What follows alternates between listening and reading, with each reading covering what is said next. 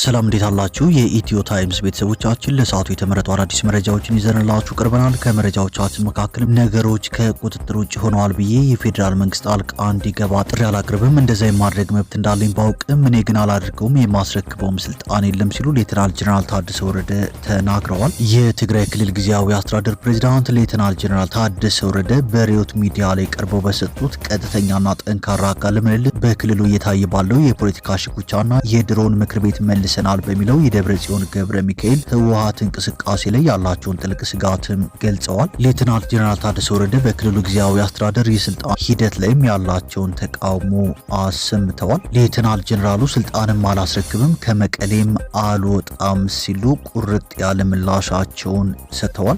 ይህ በእንዲህ እንዳለም የተባበሩት መንግስታት ድርጅት የስነ ህዝብ ድርጅት በየካቲት ወር በአላማጣ ከተማ በራያ አላማጣና ራያ ባላ ወረዳዎች በተከሰተ ግጭት 78450 ተፈናቃዮች በአማራ ክልል ሰሜን ወሎ ዞን ቆቦ ከተማ አካባቢ እንደተጠለሉ አስታውቋል። ሙሉ መረጃውን በዜናዎች በዝርዝር እናስደምጣችኋለን። ከዚህ መረጃ በተጨማሪ በሳውዲ አረቢያ ውስጥ የሞት ቅጣት የሚጠባበቁ 65 ኢትዮጵያውያን እንደሚገኙ መገለጹ፣ ሂውማን ራይትስ ዎች የሳውዲ መንግስት በኢትዮጵያውያን ላይ የሚፈጽመውን የሞት ቅጣት እንዲያቆም አሳስቦ 3 ሰዎች መገደላቸውን ተከትሎ የኢትዮጵያ መንግስት በአስቸኳይ ጣልቃ እንዲገባ ጥሪ ማቅረቡን፣ 52 የኢራን መርከቦች የአሜሪካን ክልከላ ጥሰው እንዳለፉና ፓኪስታንም ወደ ኢራን የሚያመሩ የየብስ የንግድ መስመሮችን ክፍት እንዳደረገች ተገልጿል። አሜሪካን በቁጥጥር ስር ያዋለቻቸውን 2 የኢራን የነዳጅ መርከቦች ልትወርስ እንደሆነ አስታውቃለች። የአሜሪካ ጦር ማዕከላዊ እዝም ኢራንን እንድትደራደር ጫና ለመፍጠር አጭርና ኃይለኛ የጥቃት ዘመቻ ለማካሄድ እቅድ እንዳዘጋጀ መሰማቱ የሚሉና ሌሎችን በዝርዝር የምንመለከታቸው መረጃዎች ይዘንላችሁ ቀርበናል። ዝርዝር መረጃዎቻችንን ለማድመጥ ቻናላችንን ሰብስክራይብ በማድረግ የደወል ምልክቷን በመጫንና መረጃውም ለብዙዎች እንዲዳረስ ላይክ በማድረግ እስከ መጨረሻው አብራችሁን ቆዩ።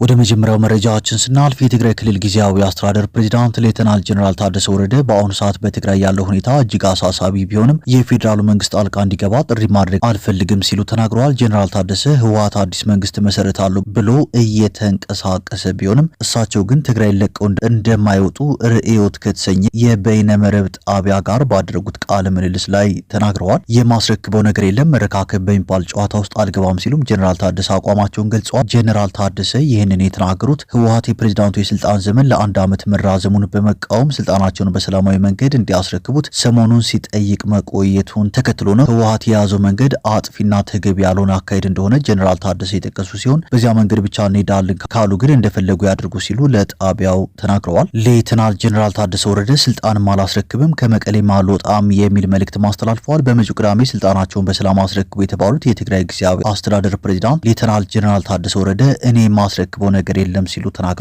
ስልጣናቸውን በሰላም ካላስረከቡ ችግር ይገጥማቸዋል በሚል ከህወሓት በኩል ጫና ይበረታባቸው ጀነራል ታደሰ በወቅታዊ ጉዳዮች ላይ ከሪዮት ሚዲያ ጋር በነበራቸው ቆይታ ተጨማሪ ማብራሪያ ሰጥተዋል። ጀነራሉ ስልጣናቸውን እንዲያስረክቡ ከህወሓት በኩል ለቀረበላቸው ማሳሰቢያ በሰጡት ምላሽ እኔ ማስረክበው ነገር የለም፣ ይህ አጥፊ አካሄድ ተገቢ እንዳልሆነ እየገለጽኩ ነው፣ የለም በዛ መንገድ እንሄዳለን ካሉ ግን እንደፈለጉ ያድርጉ ሲሉም ተናግረዋል። ትግራይ ላይ እያንዣበበ ካለው አደጋ አንጻር የኔ በፕሬዝዳንትነት መቀጠል አጀንዳ አይደለም፣ የኔ ፍላጎት ህዝቡ ከጊዜያዊ አስተዳደርነት ወጥቶ በመረጠው መንግስት ሲተዳደር ማየት ነው ሲሉም የጥፋት ጊዜ የመጣ መሆኑን ጠቁመዋል። ጀነራሉ ምንም እንኳን ትግራይ ላይ የጥፋት አደጋ አንዣቧል ቢሉም ነገሮች ከቁጥጥር ውጭ ሆነዋል ብዬ ፌዴራል መንግስት ጣልቃ እንዲገባ ጥሪ አላቀርብም ሲሉም ገልጸዋል። እንደዛ የማድረግ መብት እንዳለኝ ባውቅም እኔ ግን አላደርገውም፣ የሚሆነውን እናያለን ሲሉም ተናግረዋል። ጀነራሉ በማብራሪያቸው የህወሓት አካሄድ ትግራይን የከፋ ችግር ውስጥ እንደሚያስገባ አስጠንቅቀዋል። የህወሓትን የቅድመ 2013 ዓ.ም ጦርነት በፊት ምክር ቤት መመለስ እንደማይቀበሉ የገለጹት ጀነራሉ ትግራይን ወደ ተሻለ ምዕራፍ ከማሸጋገር ይልቅ ወደ ጦርነት የሚወስድ የእብደት አካሄድ ትተን አጋጣሚውን ለመልካም ዕድል እንጠቀምበት ሲሉም ገልጸዋል። ሌተናል ጀነራሉም በክልሉ ጊዜያዊ አስተዳደር የስልጣን ሂደት ላይ ያላቸውን ተቃውሞ አሰምተዋል። የትግራይ ክልል ጊዜያዊ አስተዳደር ፕሬዝዳንት ሌተናል ጀነራል ታደሰ ወረደ አሁን በክልሉ እየተካሄደ ያለውን የ2012 ዓ.ም ምክር ቤት ወደፊት የማምጣት አሰራርና የስልጣን ሽግግር ሂደት በጽኑ ተቃውመዋል። ጀነራሉ እየተካሄደ ያለው ሂደት ህዝብን የሚያቀራርብ ሳይሆን ከፋፋይ መሆን መሆኑን በመጥቀስ ስልጣንን ብቻ ለመያዝ የሚደረግ ሩጫ ትክክል አይደለም ሲሉም አስታውቋል። ፓርቲያዊ አቋም እንደሌላቸው የገለጹት ጄኔራሉ አሁን ያለው አካሄድ ችግሮችን መፍታት እንደማይችል ጠቅሰው በዚህ መንገድ ለሚካሄድ የስልጣን ርክክብ እውቅና እንደማይሰጡና እንደማይቀበሉትም በግልጽ አስታውቋል። ሌተናል ጄኔራል ታደሰ ወረደ በመጨረሻም ነገሮች ከቁጥጥር ውጭ ሆነዋል ብዬ የፌዴራል መንግስት ጣልቃ እንዲገባ ጥሪ አላቀርብም። እንደዛ የማድረግ መብት እንዳለኝ ባውቅም እኔ ግን አላድርገውም፣ የማስረክበውም ስልጣን የለም ሲሉም ገልጸዋል። ወደ ቀጣዩ መረጃችን ስናልፍ የአሜሪካ ጦር ማዕከላዊ እዝ ኢራንን እንድትደራደር ጫና ለመፍጠር አጭርና ኃይለኛ የጥቃት ዘመቻ ለማካሄድ እቅድ ማዘጋጀቱን አክሲዮስ ዘግቧል። ትራምፕ ኢራን የባህር ላይ እገዳውን ለማንሳትና የሆርሙዝ ሰርጥን እንደገና ለመክፈት ያቀረበችውን ጥያቄ ውድቅ ማድረጉንና ኢራን የአሜሪካን ጥያቄዎችና የኒውክሌር ስምምነትን እስክትቀበል የባህር ኃይል እገዳው እንደሚቀጥል ለአክሲዮስ ተናግረዋል። ይህ በእንዲህ እንዳለም አሜሪካ በቁጥጥር ስር ያዋለቻቸውን 2 የኢራን የነዳጅ መርከቦች ልትወርስ እንደሆነ ተሰምቷል። የአሜሪካ መንግስት ባለፉት ሳምንታት በባህር ኃይሏ በቁጥጥር ስር የዋሉ 2 የኢራን የነዳጅ ጫኝ መርከቦችን በቋሚነት ለመውረስ የህግ ሂደት መጀመሩን ብሉምበርግ የዋይት ሀውስ ከፍተኛ ባለስልጣናትን ጠቅሶ ዘግቧል። መርከቦቹ ግዙፍ የነዳጅ ጫኝ መርከቦች ናቸው። መርከቦቹ የተያዙት ባለፈው ሳምንት በህንድ ውቅያኖስ በስሪላንካ አቅራቢያ ሲሆን ወደ 3.8 ሚሊዮን በርሜል የሚጠጋ የኢራን ድፍድፍ ነዳጅ ጭነው እንደነበር ተገልጿል። የአሜሪካ የፍትህ ሚኒስቴር መርከቦቹንና ነዳጁን ለአሜሪካ መንግስት ገቢ ለማድረግ ክስ መስርቷል። ኢራን ድርጊቱን የባህር ላይ ዘረፋ ስትል የጠራችው ሲሆን የአሜሪካ እገዳ የማይቆም ከሆነ ከባድ ወታደራዊ እርምጃ እንደምትወስድም አስጠንቅቃለች። ይህ በእንዲህ እንዳለም ፓኪስታን ወደ ኢራን የሚያመሩ የየብስ ንግድ መስመሮችን ክፍት ማድረጓን አልጀዚራ ዘግቧል። የሆርሙዝ ስትሬት መዘጋቱን ተከትሎ ፓኪስታን ወደ ኢራን የሚያመሩ የየብስ ንግድ መስመሮችን መክፈቷ ተነግሯል። ይህ እርምጃ በዓለም አቀፍ የንግድ መርከቦች ላይ የተደቀነውን ስጋት ለመቀነስና የሁለቱን ሀገራት የንግድ ልውውጥ ለማሳለጥ ያለምን እንደሆነም ተገልጿል። ይህ በእንዲህ እንዳለም 52 የኢራን መርከቦች የአሜሪካን ክልከላ ጥሰው ማለፋቸው ተሰምቷል። ፋርሲ ዜና ወኪል እንደዘገበው ባለፉት 72 ሰዓታት ውስጥ 31 የነዳጅና 21 የጭነት መርከቦችን የያዙ 52 የኢራን መርከቦች በአሜሪካ የተጣለባቸውን የውሃ ክልል ክልከላ ጥሰው አልፈዋል። ይህ ክስተት በኢራን በአሜሪካና በእስራኤል መካከል ባለው የውትድርና ውጥረት እንዲሁም በፓኪስታን አደራዳሪነት በተደረሰው የተኩስ አቁም ስምምነት ሂደት መካከል መፈጸሙ ተገልጿል። ምንም እንኳን በኢስላማባድ የተደረጉት የድርድር ሙከራዎች ስምምነት ላይ ባይደርሱም በፕሬዚዳንት ዶናልድ ትራምፕ መመሪያ የተኩስ አቁሙ እንደተራዘመም ይታወሳል።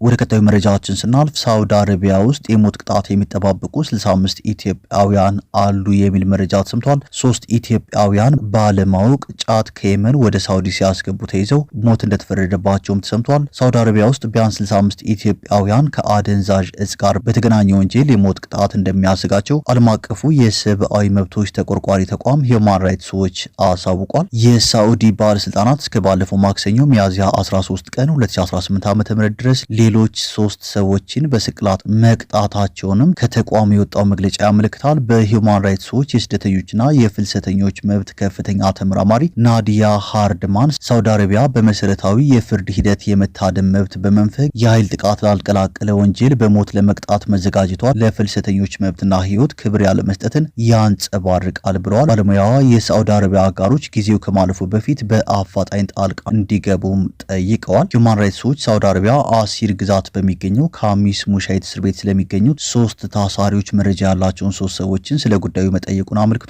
3ቱም እስረኞች በቅርቡ ሰሜን ኢትዮጵያ ትግራይ ክልል ጦርነት በነበረበት ሰዓት የተሰደዱ መሆናቸውን ገልጸዋል። የሰብአዊ መብት ይዞታው አደገኛ በነበረበት በዚያን ሰዓት በአስቸጋሪው የስደት መስመር በየመን በኩል ወደ ሳውዲ የገቡ መሆናቸውንም አመልክቷል። ኢትዮጵያውያኑ ገንዘብ ለማግኘትም ከየመን ወደ ሳውዲ ጫት መውሰዳቸውንም ከመረጃ ሰጪዎቹ ተረድተዋል። ሆኖም ሳውዲ ውስጥ ጫት በወንጀል እንደሚያስጠይቅ እንደማያውቁም ጠቅሷል። ከታሰሩ ጀምሮ በአግባቡ ፍርድ ቤት እንዳልቀረቡ በቀረቡበት አጋጣሚ ማስተርጓሚ እንዳልነበራቸውና የተላለፈባቸውን ፍርድ ምንነት እንዳልተረዱም ዘርዝረዋል። ሆኖም በጸጥታ ኃይሎች መደብደባቸውንና ምንነቱን ያልተረዱት ሰነድ ላይ እንዲፈርሙ መገደዳቸውንም አስታውቋል። ሂውማን ራይትስ ዎች የሚመለከታቸው መንግስታት ሳውዲ አረቢያ የሞት ቅጣቱን እንድታነሳ ግፊት እንዲያደርጉም አሳስቧል። ይህ በእንዲህ እንዳለም ባለፉት 3 ሳምንታት ብቻ በደቡብ አፍሪካ የሚኖሩ 7 ኢትዮጵያውያን ሲገደሉ 4ቱ በተከታታይ ለተከታታይ 2 ቀናት ብቻ እንደተገደሉም ተሰምቷል። በደቡብ አፍሪካ የኢትዮጵያ ኤምባሲም በኢትዮጵያውያን ላይ ጆሃንስበርግ ከተማ ውስጥ በተፈጸሙ ግድያዎች ዙሪያ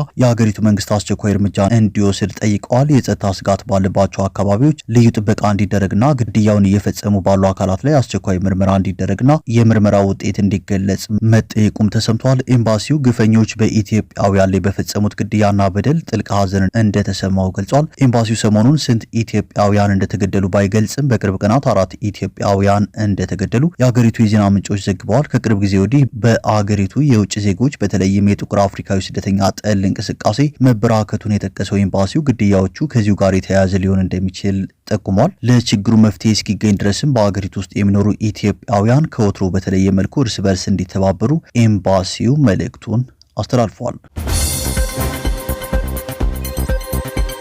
ወደ መጨረሻው መረጃችን ስናልፍ የአማራ ክልላዊ መንግስት ለህወሓት ሊተላለፍ የነበረ 18 በርሜል ነጭ ጋዝ ሰሜን ወሎ ዞን ራያ ቆቦ ወረዳ ላይ በቁጥጥር ስር አውያለሁ ሲል ገልጿል። ህገወጥ በሆነ መንገድ ነጭ ጋዙን ለህወሓት ለማድረስ በሌሊት ሲንቀሳቀስ የነበረው ታታ ተብሎ የሚጠራ የጭነት ተሽከርካሪ መሆኑን የጠቀሰው የክልሉ መንግስት ኮሚኒኬሽን ቢሮ ተሽከርካሪው በቁጥጥር ስር የዋለው ኬላ ላይ በተደረገ ጥብቅ ፍተሻ መሆኑን ገልጿል። የትግራይ ክልል ጊዜያዊ አስተዳደር ለወራት ለትግራይ የነዳጅ አቅርቦት እንደተቋረጠ በተደጋጋሚ የገለጸ ሲሆን የፌዴራሉ መንግስት በበኩል ወደ ትግራይ ክልል ነዳጅ እንዳይገባ ገደብ የጣለው ህወሓት ለዳግም ጦርነት ዝግጅት እያደረገ ነው በሚል ምክንያት መሆኑን እንደገለጸ የጊዜያዊ አስተዳደሩ ፕሬዝዳንት ሌተናል ጀነራል ታደሰ ወረደ ከቀናት በፊት ተናግረው ነበር። ይህ በእንዲህ እንዳለም የተባበሩት መንግስታት ድርጅት የስነ ህዝብ ድርጅት በየካቲት ወር በአላማጣ ከተማ በራያ አላማጣና ራያ ባላ ወረዳዎች በተከሰተ ግጭት 78450 ተፈናቃዮች በአማራ ክልል ሰሜን ወሎ ዞን ቆቦ ከተማ አካባቢ እንደተጠለሉ አስታውቋል። ድርጅቱ ተፈናቃዮቹ በተጨናነቁ መጠለያዎች ውስጥ እንደሚኖሩና